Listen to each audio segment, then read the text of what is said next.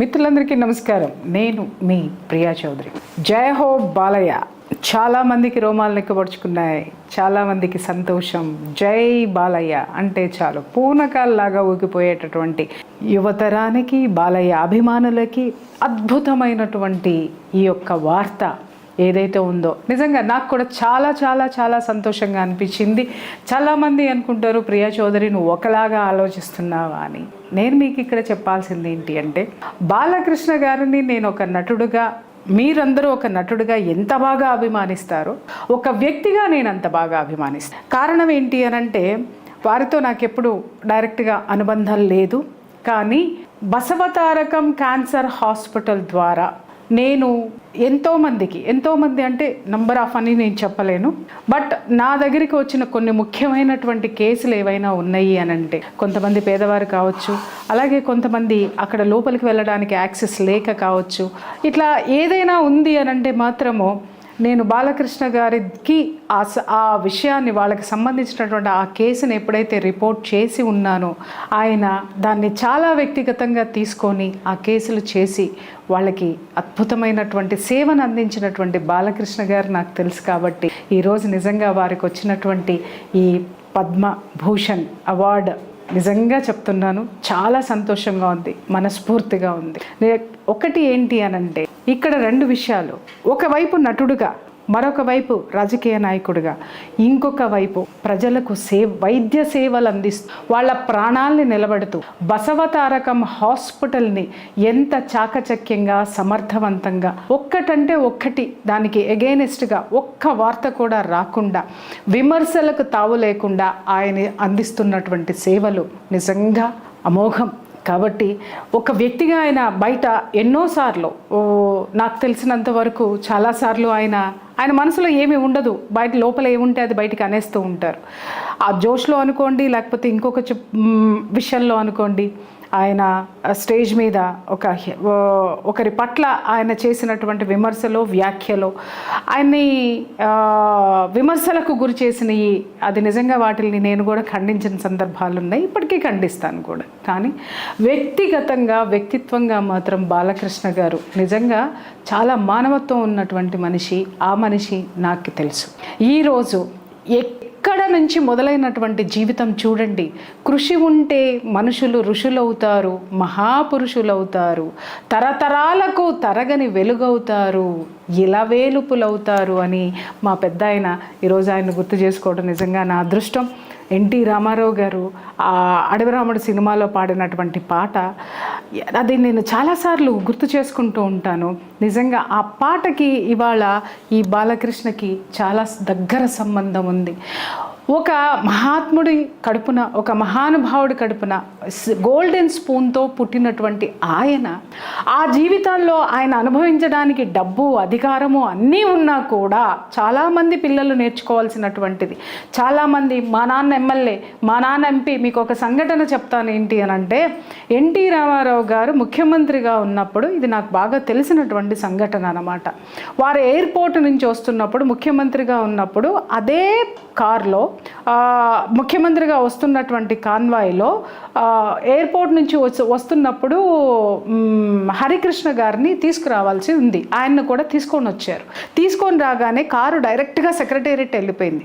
Secretariat వెళ్ళిపోయిన తర్వాత వారు అక్కడ దిగిన తర్వాత హరికృష్ణ గారిని కూడా దిగమన్నారు.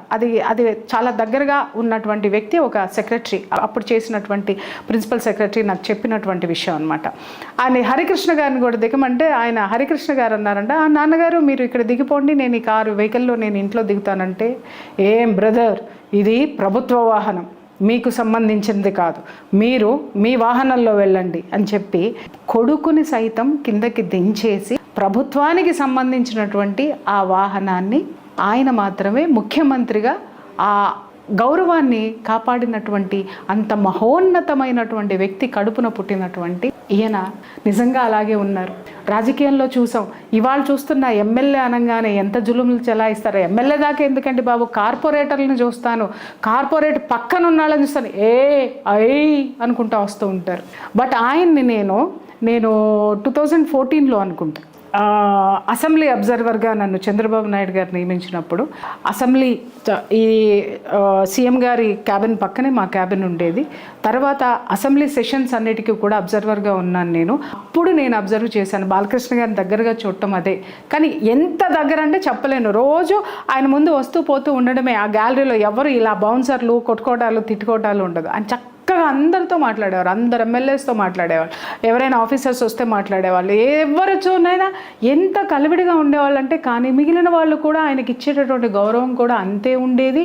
ఎంతో హుందాతనాన్ని నేను ఆయన అక్కడ చూశాను. నేను దాదాపు 2 years పైన కూడా. కానీ ఎప్పుడు ఆయనతోటి మాట్లాడే ప్రయత్నం చేయలేదు. ఎందుకంటే ఏదో భయం ఉంటుంది బాలకృష్ణ గారు అంటే మనసులో. తెలీదు, బహుశా ఎందుకో. నేను ఆయన పెద్ద ఎన్టీఆర్ గారితో నాకు చాలా మంచి అనుబంధం ఉంది. అమ్మో, అది చెప్పలేను. అది ఎప్పుడైనా తీరిగ్గా ఉన్నప్పుడు ఖచ్చితంగా చిత్రగుప్తలో డిస్కస్ చేస్తాను నేను. కానీ ఎందుకో కానీ బాలకృష్ణ గారు అంటే కొంచెం భయం ఉండేది. అందుకని వారి చుట్టూ తిరిగేదాన్ని తప్ప, అంటే అటు ఇటు వస్తూ పోతూ ఉండేదాన్ని తప్ప వారిని ఎప్పుడూ నేను కనెక్ట్ చేయలేదు. అలాంటి అధికారం ఒక ముఖ్యమంత్రి కొడుకు అయ్యి ఉండి కూడా ఆయనకి ఏమండి జీవితం. ఇవాళ చాలామంది చాలా స్టార్లు అయిపోయినటువంటి పిల్లల్ని చూస్తున్నాము. అలాగే ముఖ్యమంత్రి అయిపోయినటువంటి వాళ్ళ పిల్లల్ని చూస్తున్నాము. వాళ్ళు అందరినీ నేను అన్నాను, కానీ కొంతమందిని చూస్తున్నాం. వాళ్ళు దేనికి పనికొస్తారండి? చెట్టు పేరు చెప్పి కాయలు అమ్ముకునే వాళ్ళ రకాల కింద తప్ప. అరే, ఒక చెట్టు నుంచి మనం ఉద్భవించినటువంటి ఈ యొక్క పండు, ఈ ఫలము, అదే ఆ చెట్టు ఎంత గొప్ప లక్షణాలు కలిగి ఉందో అదే లక్షణాలని నేను కూడా పుణికిపుచ్చుకొని నేను మరింతగా ఇతరులకి ఈ మదర్ తల్లి వృక్షం ఏదైతే ఉందో దాని నుంచి నేను తీసుకోవాల్సినటువంటి లక్షణాలన్నింటినీ కూడా నేను తీసుకొని ప్రజలకు ఉపయోగపడాలి అనేటటువంటి తత్వం చాలా తక్కువ మందిలో ఉంటుంది. ఆ ఒక్క వ్యక్తితో ఉన్నటువంటి వ్యక్తి the great Balayya. Goose bumps వస్తున్నాయి నాకు మాట్లాడుతుంటే. నిజంగా పద్మభూషణ్ స్థాయికి ఎదగటం అంటే ఇది పైరవీలు చేసినంత తేలిక కాదండి. ఆయన పైరవీ చేసుకోదలుచుకుంటే ఒక ముఖ్యమంత్రి కొడుకు, ఒక ముఖ్యమంత్రికి బావమరిది గారు, అలాగే ఆయన తలుచుకుంటే ఏముందండి, రానిది ఏదైనా ఉందా? ఇన్ని సంవత్సరాలు ఈ అవార్డు ఆయన్ని వెతుక్కుంటూ వచ్చింది అనడంలో ఎలాంటి సందేహం మాత్రం లేదు. నిజంగా చెప్తున్నా. చిన్నప్పటి నుంచి బాల నటుడిగా వచ్చి ఇప్పటికీ ఎన్ని సినిమాలు, దాదాపు 100 సినిమాలు పైన నటించారు ఆయన. నటించినటువంటి ప్రతి సినిమాలో కూడాను ఎన్నో ఫ్లాప్లు ఉన్నాయి, ఎన్నో హిట్స్ ఉన్నాయి. ఏమైనా ఉన్నా తన వ్యక్తిత్వం ఏంటి అనేటటువంటి విషయాన్ని ఎప్పటికప్పుడు ఆయన తన సేవల ద్వారా చెప్పుకుంటూ వచ్చారు. ఎప్పుడు కూడా ఇండస్ట్రీలో కూడా మనం చాలా గొడవలు చూసాం. ఇక్కడ నేను ప్రస్తావించాలి నిజంగా. బాలయ్య బాబు అంటే ఎందుకు నాకు అంత అభిమానము అంటే, చిన్న చిత్తగా విషయాల్లో ఆయన తలదూర్చరు. ఆధిపత్యం కావాలని ఆయన ఎప్పుడు కోరుకోరు. ఎందుకు అనంటే, బహుశా కొంతమంది వ్యక్తిత్వం ఉన్నటువంటి మనుషుల్లో అది అంత గొప్పది అని అనిపించదేమో బహుశా. ఎందుకు అనంటే, వాళ్ళు తమకి మించినటువంటి అధిపతి అనేటటువంటి వాడు ఈ విశ్వం అనేటటువంటి గొప్పది ఉందని ఫీల్ అవుతారేమో నాకు తెలియదు. కానీ ఎందుకంటే ఆయనలో దైవభక్తి చాలా ఉంది. నిజం చెప్తున్నాను, ఎవరిలో అయితే దైవభక్తి నిజంగా ఉంటుందో వాళ్ళు ఎప్పుడు ఆధిపత్యం కోసం పరుగులు పెట్టరు. ఎందుకు అనంటే, మనల్ని నడిపిస్తున్నది ఒక శక్తి. ఆ శక్తి మనకి ఏది ఇస్తే అది స్వీకరించాలి అనేటటువంటి తత్వంలో ఉంటుంది. మీకు ఒకసారి గుర్తుందో లేదో, నేను ఒక ఇంటర్వ్యూ జరుగుతున్నప్పుడు నేను అదే ప్రాంతంలో అదే ప్లేస్లో కూర్చొని ఉన్నాను. ఇంటర్వ్యూ జరుగుతున్నప్పుడు నిజంగా ఆధ్యాత్మిక పరంగా అసలు ఆయన మాట్లాడినటువంటి సబ్జెక్టు గురించి వింటే నేను నిజంగా అవాక్కైపోయాను. ఏంటి స్క్రీన్ మీద పిచ్చి పిచ్చి డైలాగులు చెప్పేటటువంటి ఈ మనిషి ఏదో తొడగొడితే ట్రైన్ వెనక్కి వెళ్ళిపోయి, చప్పట్లు కొడితే ఆకాశం దిగడమో ఇలాంటివన్నీ చేసి ఈ మనిషి, అరే ఈ సబ్జెక్టు గురించి ఇంత అద్భుతంగా మాట్లాడుతున్నారు, ఈయన ఇంత అద్భుతంగా విశదీకరిస్తున్నారు, విశ్లేషిస్తున్నారు అని చెప్పేసి నేను నిజంగా షాక్ అయిపోయినా.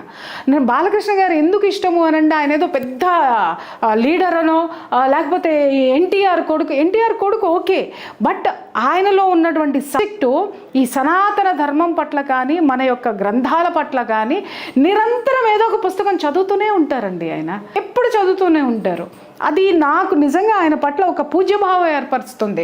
ఇంకా మీరు అనొచ్చు, అంత బాగా చెప్తున్నావు ప్రియా చౌదరి, ఆయన ఇలాంటివన్నీ మాట్లాడలేదు అని అంటే, అది ప్రొఫెషనల్ వెర్షను. అది అందరూ ఖండించిన తర్వాత అందరూ మాట్లాడుతున్నారు. అది పక్కన పెడదాం, దానికి సంబంధం లేదు. ఏది వచ్చినప్పుడు అదే మాట్లాడాలి మనం. It's true. అయితే ఒకసారి ఎవరో ఒక ప్రశ్న అడిగారు, నాకు అది బాగా నచ్చింది. ఏమంటే మీరు లెజెండ్ అనేటటువంటి సినిమా తీశారు కదా, ఆ లెజెండ్ అని పేరు ఎందుకు పెట్టారు అని చెప్పేసి అని అడిగితే ఆయన ఒక సమాధానం చెప్పారు. బాబు, నేను ఒకసారి ఒక సందర్భంలో ఇండస్ట్రీలో ఉన్న వాళ్ళ ఘర్షణ పడటం జరిగింది. లెజెండ్ అంటే లెజెండు, నేను లెజెండ్ అంటే నేను లెజెండు, నాకింత ఎక్స్పీరియన్స్ ఉందంటే నాకింత ఎక్స్పీరియన్స్ ఉందండి, ఏవో గొడవలు పెట్టుకున్నారు.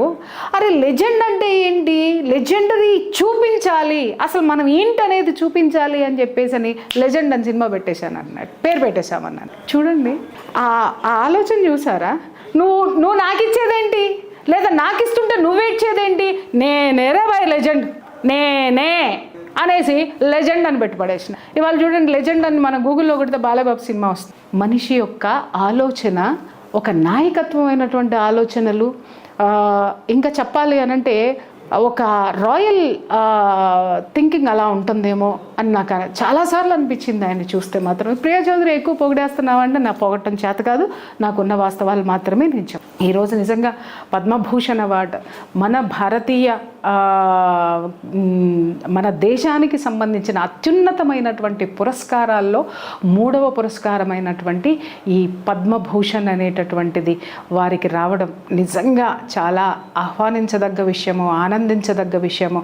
ఈ సందర్భంగా బాలయ్య కంగ్రాచులేషన్స్. ఎందుకంటే మీకు బాలకృష్ణ గారు అని పిలిస్తే మీకు ఇష్టం ఉండదు, అందుకని బాలయ్య అంటేనే మీరు అందరినీ కూడా గుండెలకి చేర్చుకుంటారు. కంగ్రాచులేషన్స్. మీరు ఇంకా ఇంకా ఇంకా ఇదే ఇండస్ట్రీలో ఇంకా ఎన్నో మంచి సినిమాలు చేస్తూ, ఎందుకు చాలామంది అనొచ్చు, అరే మా వాళ్ళు ఇన్ని సినిమాలు చేశారు కదా, మేము ఇన్ని సినిమాలు చేశాం కదా, మేము ఇంత చేశాం కదా, ఇంకా రాలేదు కదా, అది కదా ఇది. నేను ఒకటే చెప్తానండి, ఉన్న వాస్తవాలు మాట్లాడాలంతే. నటన అంటే ఏంటండి? నటన అంటే ఒకటే మూస. నేను కొన్ని సినిమాలు కూడా నేను వ్యతిరేకిస్తాను. ఎందుకంటే హీరో అనగానే ఎదుటాడు గుడ్డలు జించేయడమో, లేకపోతే వీళ్ళు గుడ్డలు జించేసుకోవడమో, ఎదుటాడు తలకాయలు గాల్లోకి లేపటమో, లేకపోతే ఇంకొకటో కాదు. ఒక విషయం చెప్పాను కదా, పెద్ద ఎన్టీఆర్ గారు ఉన్నప్పుడు నాకు మంచి వారితోటి భలే మంచి చిన్నారి స్నేహం అనొచ్చాము. అప్పుడు నేను I was 20 years ఆయనతోటి నాకు ఉన్న అనుబంధం బాగా చాలా. ఆయన ఇంటర్వ్యూస్ చేయడానికి వెళ్ళేదాన్ని అనమాట, ఫిలింకి సంబంధించినటువంటివి. అప్పుడు బోల్డన్ని విషయాలు చెప్పేవారు ఆయన అంట. రాజు పేద అనేటటువంటి సినిమాలో చాలా పేదవాడి క్యారెక్టర్. ఆ సినిమా ఒకసారి చూడండి, ఎంత డీ గ్లామర్ క్యారెక్టర్ చెప్పలేదు. ఆ రోజుల్లో సినిమా హీరో అంటే పాత సినిమాల్లో బ్లాక్ అండ్ వైట్లో చూడండి, హీరో ఎంత పేదవాడైనా సరే చక్కగా ఇస్త్రీ చేసిన చక్కగా నూనె పెట్టుకొని పక్క పాపడి తీసి దువ్వుకొని జేబులో పెన్ను పెట్టుకొని తిరిగేటటువంటి క్యారెక్టర్. కానీ రాజు పేద అనేటటువంటి సినిమాలో అసలు డీగ్లామరైజ్డ్ క్యారెక్టర్ అనమాట ఎన్టీ రామారావు గారిది. అలాగే ఒక సినిమా నాకు కరెక్ట్గా గుర్తుకు రావట్లేదు, కురూపి క్యారెక్టర్ వేశారు ఆయన. అప్పుడు ఒక ప్రొడ్యూసర్ అడిగాడు, ఏవయ్యా నిన్నేమో శ్రీకృష్ణుడి కింద తర్వాత దేవతల కింద అంత గొప్ప క్యారెక్టర్లు, అంత అద్భుతమైనటువంటి క్యారెక్టర్లు మేము చూపించి అదేంటి ప్రేక్షకులకి నిన్ను దేవుడి కిందో ఒక హీరో కిందో మేము ప్రొజెక్ట్ చేస్తుంటే పోయి ఈ డీగ్లామర్ క్యారెక్టరు, ఆ చింకి చుట్టూ చిరిగిపోయిన గుడ్డలు వేసుకుని అదేంటి నూనె పూసుకునేటటువంటి మొహంతో ఇది ఏందయ్యా రామారావు అని చెప్పేసి అని అడిగితే అప్పుడు ఆయన చెప్పిన సమాధానం ఏంటి అంటే, సార్ నాలో ఉన్నటువంటి నటుడు సాటిస్ఫై అవ్వాలి, అది నేను చెయ్యాలి అనంటే, నాలో ఉన్న నటుడు సాటిస్ఫై అవ్వాలి అనంటే నేను ఇలాంటి పాత్రలు సైతం నేను పోషించి మెప్పించిన రోజునే నేను నటుణ్ణి అని చెప్పారు ఆయన చెయ్యని ఏమన్నా ఉన్నాయా? బృహన్నల క్యారెక్టరా, తర్వాత ఈ రాజుపేదలు డీగ్లామర్ క్యారెక్టరా, శ్రీకృష్ణుడా, రాముడా, రావణాసురుడా, ఎన్ని క్యారెక్టర్స్ ఉన్నాయండి మనం చెప్పుకోవాలంటే. పోలీస్ ఆఫీసర్ క్యారెక్టర్, కొండవీటి సింహంలో అయితే అబ్బా ఎంత అద్భుతమైనటువంటి క్యారెక్టర్ సీనియర్ ఎన్టీఆర్ గారి క్యారెక్టర్, పోలీస్ ఆఫీసర్ క్యారెక్టర్. ఒక కొడుకు కోసము పడేటటువంటి తపన చాలా అద్భుతంగా ఉంటుంది ఆ సినిమా. ఆయన హావభావాలు కానివ్వండి, ఎంత అద్భుతమైనటువంటి నటన కౌశల్యం కలిగినటువంటి ఆ మహోన్నతమైనటువంటి ఆ మూర్తికి ఈ అద్భుతమైనటువంటి చైతన్యమూర్తి బిడ్డగా పుట్టడమే కాకుండా మా తాతలు నేతలు తాగారు, మా మూతులు వాసన చూడండి. మా తండ్రి గారు అంత పెద్ద నటుడు కాబట్టి మేము ఏం చేసినా కూడా మాకు చప్పట్లు కొట్టండి, మా సినిమాలు హిట్ చేయండి లాంటివి కాకుండా తనను తాను ప్రూవ్ చేసుకున్నాడు. నేను మీకు ఇందాక ఒక సంఘటన చెప్పాను. నేను ఏది అనంటే ఒక కురూపి క్యారెక్టర్ ఇక్కడ చూడండి. పద్మవిభూషణ్ రావాలి అనంటే any hero can dare to do this. చూడండి, ఇలాంటి గ్లామర్ కురూపి క్యారెక్టర్ని అసలు అప్పట్లో ఆయన చాలా లీడ్లో ఉన్నటువంటి హీరో, అలాంటి భయంకరమైనటువంటి కురూపి క్యారెక్టర్ని వేసే దమ్ము ధైర్యము ఎంతమందికి ఉంటుంది చెప్పండి. వెయ్యడం కాదండి బాబు, మెప్పించడము. ఆ సినిమాకు కూడా భైరవ ద్వీపం అన్నమాట, ఆ సినిమాకు కూడా బోల్డన్న అవార్డులు వచ్చినాయి. చూడండి అలాంటి క్యారెక్టర్. ఇంకా దాంతో ఏమన్నా ఆగిందా అంటే మళ్ళీ ఆయన వేసినటువంటి సిచ్యుయేషన్స్ చెప్పాలంటే జానపదము పౌరాణికము, కృష్ణుడుగా రాముడిగా ఆయన వేసినటువంటి పాత్రలు వేసి మెప్పించడం అనేది ఇక్కడ చాలా గొప్ప విషయము. నేను ఇందాక చెప్పా, మా తాతల నేతులు తాగారు, మా మూతలు వాసన చూడండి, మా నాన్న సూపర్ స్టారు కాబట్టి నేను పలానా స్టారు అనేటటువంటి ట్యాగ్లు తగిలించుకొని ఆయన ఎప్పుడూ రాలేదు.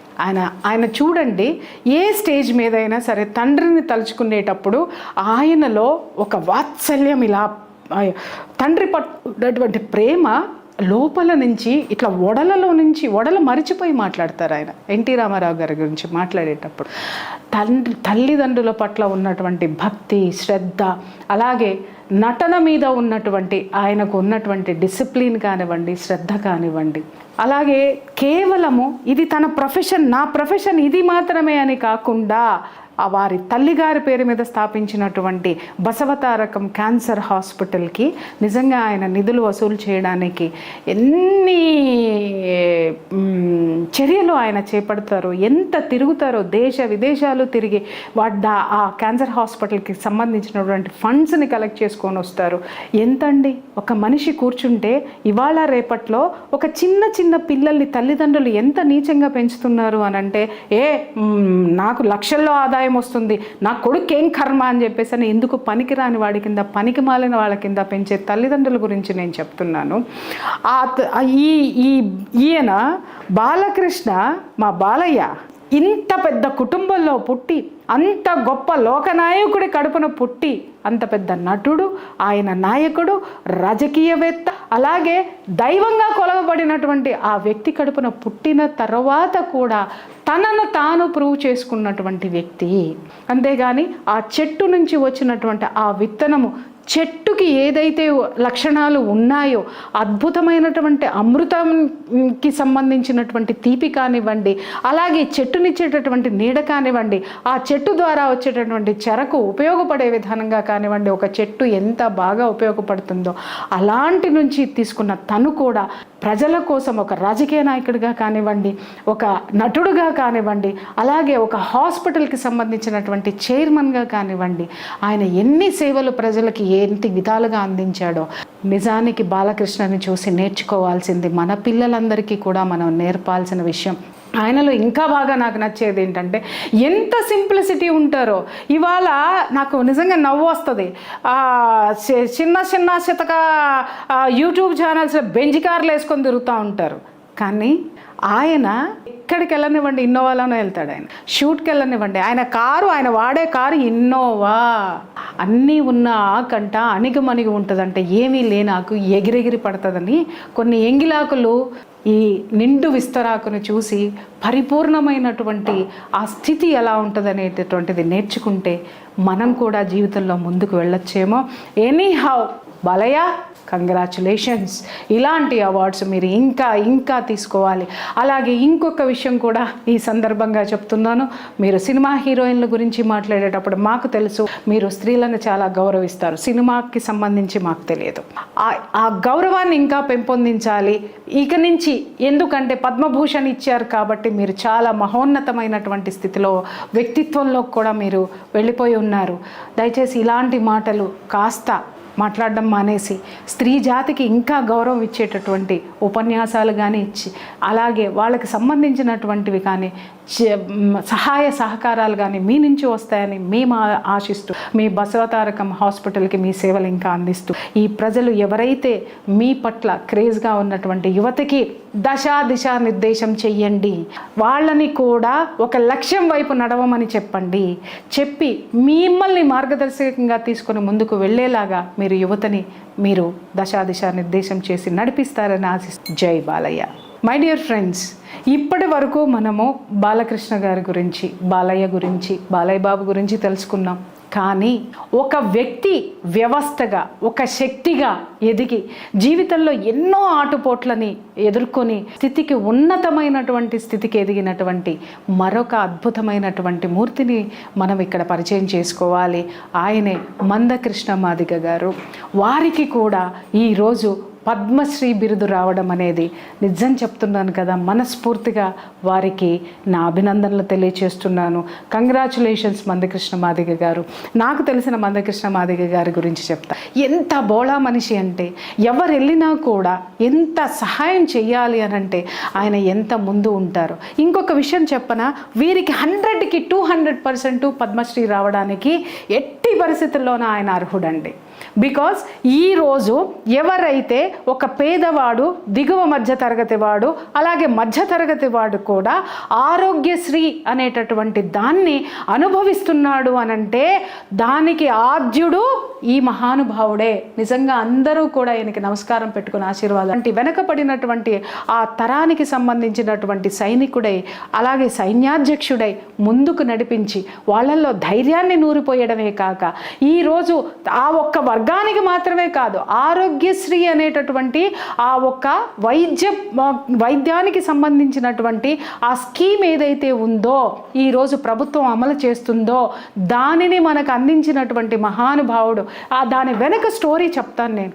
కొంతమంది వికలాంగులతోటి ఈయన వాళ్ళకి వైద్యం అందాలి, వాళ్ళు చాలా పేదరికంలో ఉన్నారు, ఉచితంగా వైద్యం అందించాలి అని చెప్పేసి కొంతమంది వికలాంగులు హంగర్ స్ట్రైక్ చేస్తున్నారు. ఎంత చేసినా కూడా వాళ్ళని ప్రభుత్వం పట్టించుకోలేదు. ప్రభుత్వం పట్టించుకోకపోతే అప్పుడు ఈయన ముందరికి వచ్చి ఆ ఉద్యమాన్ని తన చేతుల్లోకి తీసుకొని వీళ్ళందరినీ కూడా ఒక చోట, ఒక ప్లేస్లో, ఒక హాల్లో ఉంచేసేసి మొత్తం లోపల గేట్లు వేసేసాడు, ఆయన తాళాలు వేసేసాడు. మీరు వీళ్ళకి వైద్యం అందిస్తేనే నేను వీళ్ళని తీసుకుని బయటకు వస్తాను, లేకపోతే వీళ్ళతో పాటు నేను కూడా ఇలాగే ఆకలితోటి బలైపోతాను అని చెప్పేసి అని ఆయన చాలా స్ట్రాంగ్గా కూర్చున్నారు అనమాట. చాలా స్ట్రాంగ్గా కూర్చున్న తర్వాత నిజంగా చాలా రోజులు అప్పుడు చాలా యాజిటేషన్, చాలా సంచలనం అన్నమాట. చివరికి ప్రభుత్వం దిగి వచ్చిన తర్వాత అప్పుడు ఆయన మాట్లాడింది ఏంటి అని అంటే, ఏదైతే ఆ వికలాంగులందరికీ కూడా ఆరోగ్యశ్రీ ఇవ్వాలి అనేటటువంటిది అప్పుడు రాజశేఖర్ రెడ్డి గారు ముఖ్యమంత్రిగా ఉన్నారు. వారు దానితో పాటుగా ఆ ఆరోగ్యశ్రీలోనే ఈ మధ్యతరగతి, దిగువ మధ్యతరగతి యొక్క జనాల్ని కూడా, ప్రజలను కూడా చేర్చటం జరిగింది. నిజంగా చెప్తున్నాను కదండి, ఇలాంటి మహానుభావులు మనం ఉన్నటువంటి ఈ భూమి మీద, ఈ నేల మీద, తెలంగాణ గడ్డ మీద మనం ఉండడము, పుట్టడము ఎంత గొప్పతనమో ఆలోచించండి. మై డియర్ ఫ్రెండ్స్, ఈరోజు పొద్దున్నే చూస్తే యువకులందరూ కూడా ఏ రీల్స్ కొట్టుకుంటూనో, బాధ్యత లేకుండానో, అసలు ఎవరు ఏం చేస్తున్నా కూడా పట్టించుకోకుండానో ఎన్నో అకృత్యాలు, ఘోరాలు జరుగుతూ ఉంటే కనీసం ఇది మాది కాదులే అని మీదైనటువంటి లోకంలో మీరున్నారే. మీరు జబ్బు పడితే మీరు తీసేటటువంటి కార్డు, ఆ యొక్క ఆరోగ్యశ్రీ కార్డు ఏదైతే ఉందో ఆ కార్డు యొక్క ప్రదాత ఆయన యొక్క జీవితాన్ని మీరందరూ కూడా ఒక్కసారి యువకులంతా కూడా తరచి చూడాల్సినటువంటి అవసరం ఉంది, చదవాల్సినటువంటి అవసరం ఉంది. చాలామంది నాతో మాట్లాడుతూ ఉంటారు, చరిత్రలు ఎందుకు చదవాలండి అని. చరిత్రలే చదవకపోతే నువ్వు చరిత్రహీనుడు అవుతావు. వీళ్ళంతా చరిత్రలు చదివి నాయకులుగా ఎదిగి ఒక చరిత్రను సృష్టించారు కాబట్టే ఈరోజు వాళ్ళు చరిత్రలో నిలబడిపోయి ఉన్నారు. కాబట్టి ఇలాంటి డైనమిక్ లీడర్లు పుట్టడం అనేది పుట్టే ఉన్నారు. కానీ ఆ నాయకత్వం అనేది చూపించటం అనేది మరుగున పడిపోయింది. దయచేసి యువత మీరందరూ కూడా ఆయన ఒక వర్గం కోసమో లేకపోతే ఒక దీనికోసమో మాత్రమే ఉండలేదు. ఎన్నో ప్రజా ఉద్యమాల్లో పాల్గొన్నారు, ఎన్నో ప్రజా పోరాటాలు చేశారు. కాబట్టి ఆ మహనీయుడికి పద్మశ్రీ వచ్చిన సందర్భంగా ప్రతి తెలుగువాడు కూడా జై హింద్ అనాల్సిందే, జై కొట్టాల్సిందే. మందకృష్ణ మాదిగ గారు వన్స్ అగైన్ మీకు ఈ అవార్డు వచ్చిన సందర్భంగా మనస్ఫూర్తిగా అభినందనలు తెలియజే త్వరలో వచ్చి మిమ్మల్ని కలుస్తాను. Thank you.